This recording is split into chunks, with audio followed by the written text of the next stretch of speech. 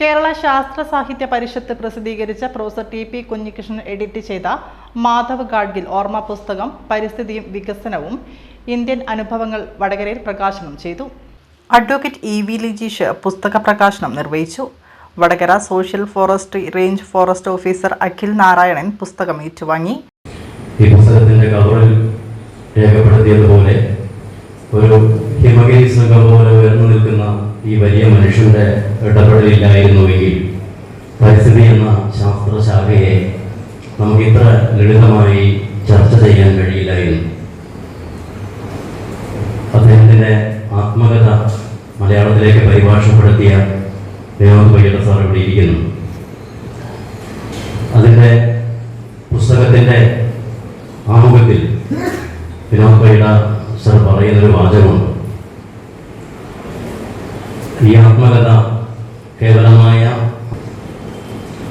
അങ്ങനെ രാഷ്ട്രീയ രേഖ പോലെ ജീവിച്ചു പോയ ചില ജീവിതങ്ങൾ നമ്മുടെ മുമ്പിൽ ഉണ്ടായിട്ടുണ്ട്. ആത്മകഥ ആ വാക്ക് സൂചിപ്പിക്കുന്നത് പോലെ തികച്ചും ആത്മനിഷ്ഠമായ ജീവിതത്തിൻ്റെ പ്രകാശനമാണ്. അങ്ങനെയല്ലാത്ത ചില ആത്മകഥകൾ നമുക്കുണ്ടായിട്ടുണ്ട്, പ്രത്യേകിച്ച് മലയാളത്തിലുണ്ടായിട്ടുണ്ട്. അങ്ങനെ ഒരു ആത്മകഥയാണ് ഈ സന്ദർഭത്തിൽ ഞാൻ ഓർമ്മിക്കുന്നത്. EMSന്റെ ആത്മകഥയാണ്. ഞാനെന്ന വാക്ക് വളരെ അപൂർവമായ സ്ഥലത്ത് മാത്രമാണ് EMS ഉപയോഗിച്ചത്. അതുപോലെ തന്നെയാണ് ഗാഡ്ഗിലിന്റെ ആത്മകഥയും. തൻ്റെ ജീവിതത്തിന്റെ പ്രസരിപ്പ് പറയാനല്ല ആ പുസ്തകം എഴുതിയത്. അത് എഴുതാനുണ്ടായ സാഹചര്യത്തെക്കുറിച്ചും ഗാഡ്ഗിൽ പറയുന്നുണ്ട്.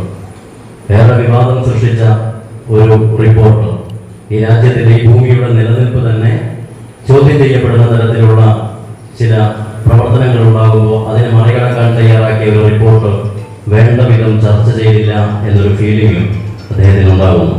ആ ഒരു ചിന്തയാണ് തൻ്റെ ആത്മകഥയായി ഒരു പുസ്തക രൂപത്തിലേക്ക് പുറത്തു വരുന്നത്. അതുകൊണ്ട് തന്നെ അതൊരു മണലിൽ മോഹനൻ അധ്യക്ഷത വഹിച്ചു. അഡ്വക്കേറ്റ് വിനോദ് പയ്യട പ്രഭാഷണവും വിജീഷ് പരവരി പുസ്തക പരിചയം നടത്തി.